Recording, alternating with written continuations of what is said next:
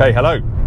So I thought I'd do a quick video following on from our initial drive of the 964 and basically run through sort of some of the detail around the car. So I've had the car now for 5 years. I thought it'd be good to just sort of dive into why I bought the car, what I've done to the car since I've got it, and what my plans are for the car going forwards as well. So if you don't like detail and you're not interested in all that kind of stuff, this is probably not for you, but if you are, stay tuned and we'll run through all of that.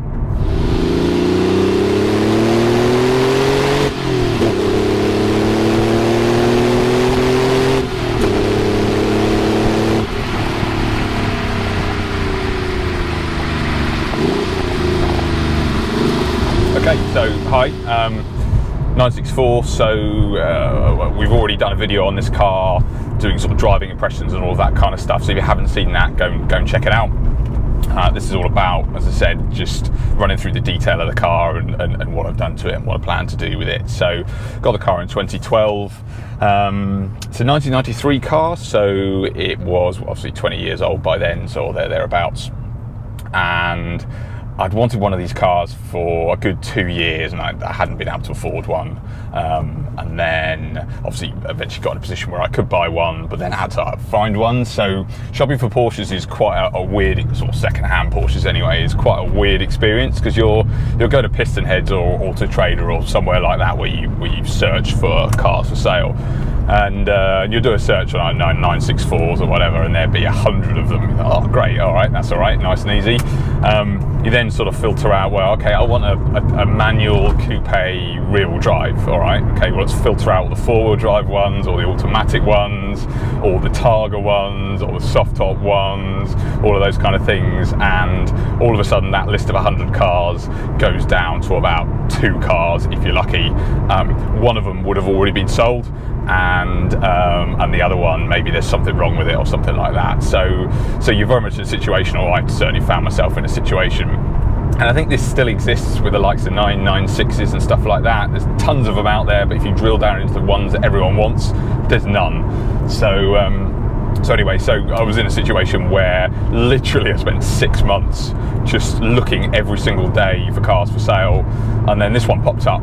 And it is good because it's a Mark II one, and when they didn't change a massive amount, but they tweaked a few things just to make it a little bit better and a little bit more reliable. So anyway, the car popped up.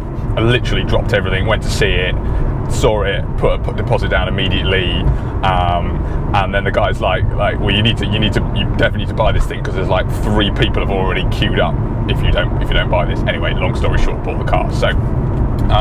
The car's in really good condition. It's done about 85,000 miles when I got it. It's done 100 now, and everything was in really good condition. But it was just worn, right? So stuff was 20 years old. After 20 years, original plastics crack and degrade. The tyres hadn't been changed well, about 7 years old and all cracked. The suspension's just worn out, basically. The bushes are all worn out, and sort of anything under the car is just thoroughly rusted away, basically. So it just needed attention in all those sort of really small areas. Nothing fundamentally was wrong with the car.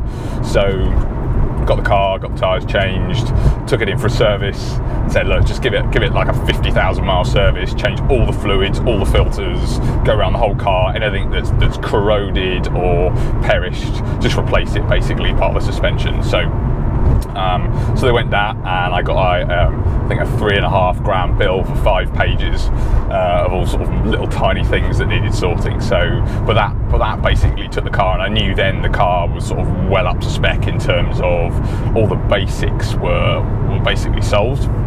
So and it was a good sort of foundation for me to then start sort of doing stuff to it and things. So then over sort of the next 5 years, basically every time I get it serviced, I normally just add in something else that I fancy doing. So first one was the suspension, so ripped out all of the struts, the springs, the bushings, the mounts, all of those kind of things, completely brand new. And put that in the car. That just made the car a lot more supple. The ride's not brilliant, but it wasn't very well damped before.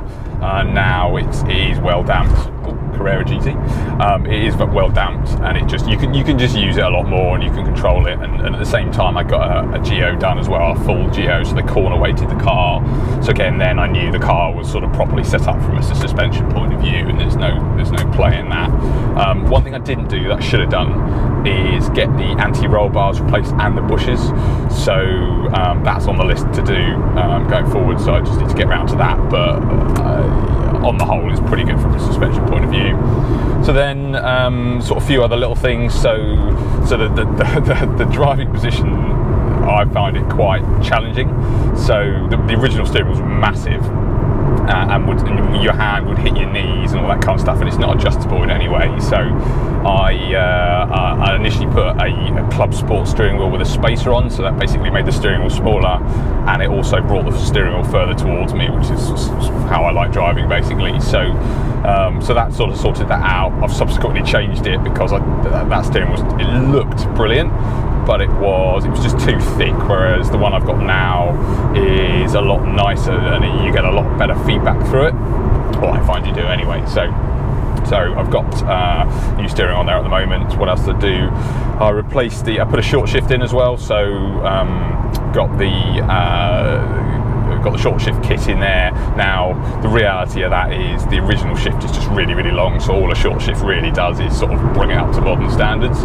It also raises the lever a bit as well, so again it sort of puts everything where really it should have been in the first place. So that sort of, for me, sorted out the whole driving position and all of that kind of stuff. Since then, I've also had the engine mounts done, and I've had all of the brakes overhauled as well. So with the engine mounts, you can get 3 specifications. If you do standard Porsche ones, you can sort of get 3 variants. You can get the standard Carrera 2 one, you can get the standard RS one, which is obviously a lot chunkier. But what you can also do is you can get the 993 Carrera 4 engine mounts, which are sort of in between the two.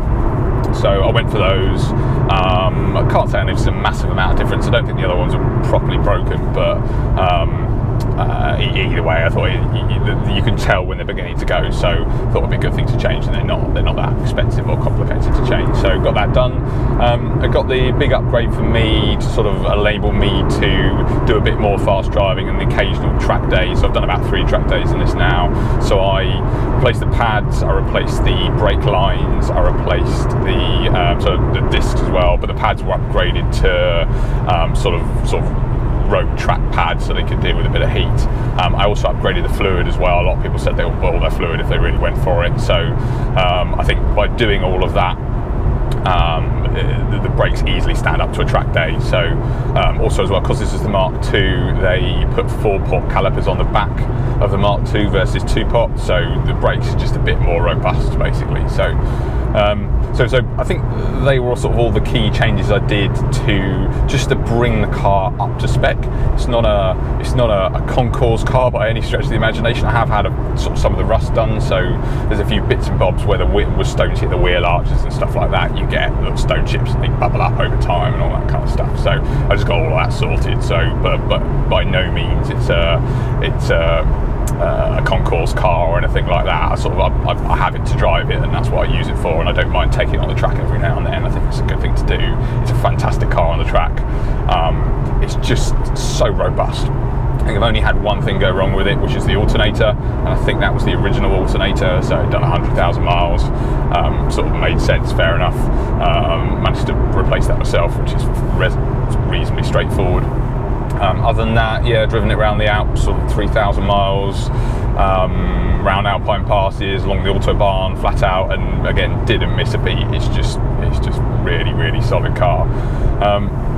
In terms of what I want to do with it, I'm now basically left. I think all the fundamental mechanical stuff's done.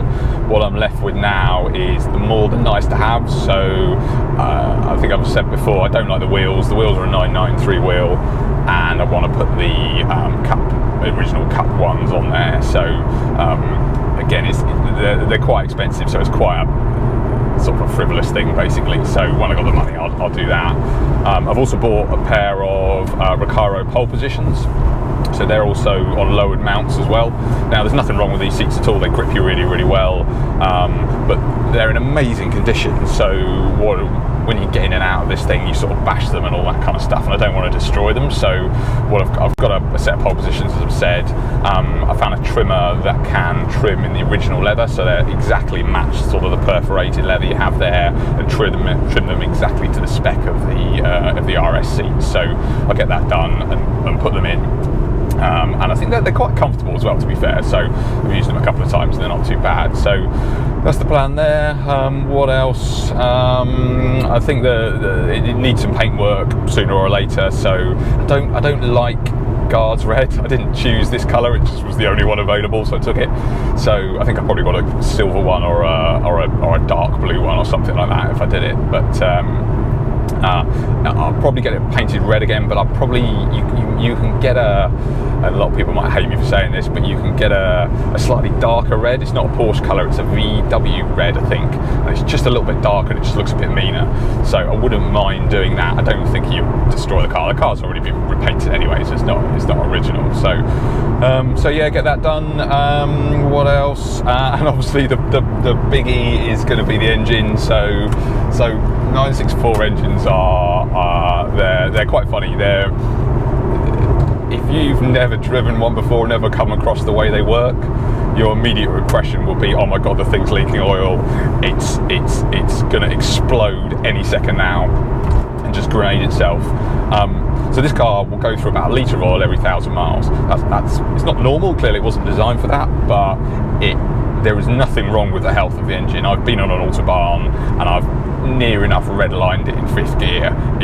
It's plenty strong enough, right? So, but what happens is they go from multiple places. So lots of seals go, sort of sensor seals, and a little bit the sort of pipe seals and stuff like that. So the combination of all these very, very small leaks is it goes through about a litre of oil every 1,000 miles. As long as you keep an eye on it, it's okay. I think from my OCD, it doesn't quite sit well with that.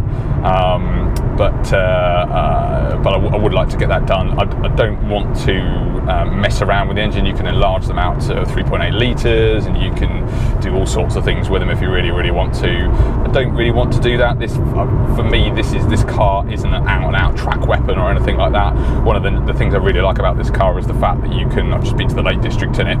5-hour journey up, 5-hour journey down, and it just behaves itself and it works really, really well. So I don't want to ruin that by making the engine really, really wild, and I want to keep it original as well, right? So it's plenty strong enough for what it is. You don't need a faster car. I've got another car that's quicker than this. If I want to go fast, I go in that. So I'd like to do that. That's pretty expensive though. I'm assuming that's sort of 10 to 15 grand if you really want, if you do it properly and upgrade things that should be upgraded. Like I think they're the head studs or something like that, so you can upgrade them and various other bits and bobs. So need to get that done. I think that'll be done when I have the money. Like I say, it's not, if you can live with the oil leaking, which I can, it's just about, it's not an urgent thing. It's just, again, it's a nice to have thing, so I'll definitely get that done. I want to get the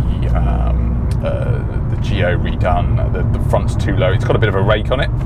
To be fair, it's been set up that way. It's been corner weighted. That's sort of a good setup. But for me, the front is too low and it looks a bit strange. So, and also as well, it has a habit of hitting things. So I fancy just sort of raising that, maybe, I don't know, 10 millimeters or something like that. Not a huge amount, but enough to just bring it up. Also as well, I put spacers on the rear wheels and the front wheels, but I was quite conservative with the spacers, so I'd quite like to. I think the rears are okay.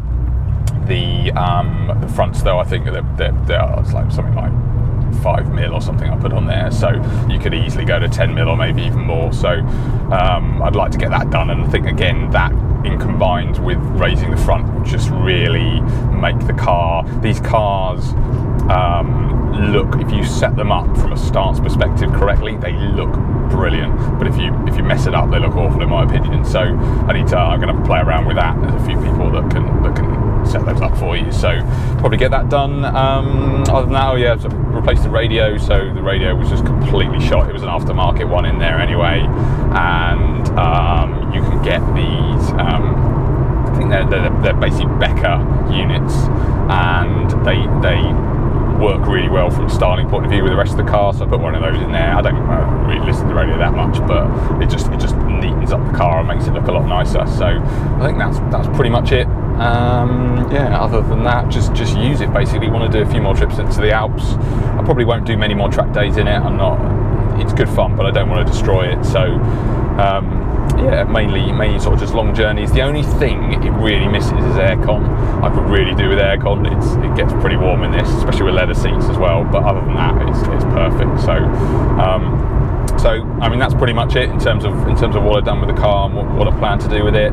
If you found this interesting, hit the like button. If you're someone else that you want to cover off about the car, let us know. And obviously, what we'll do is we'll try and film a video to run through that. Thanks for watching.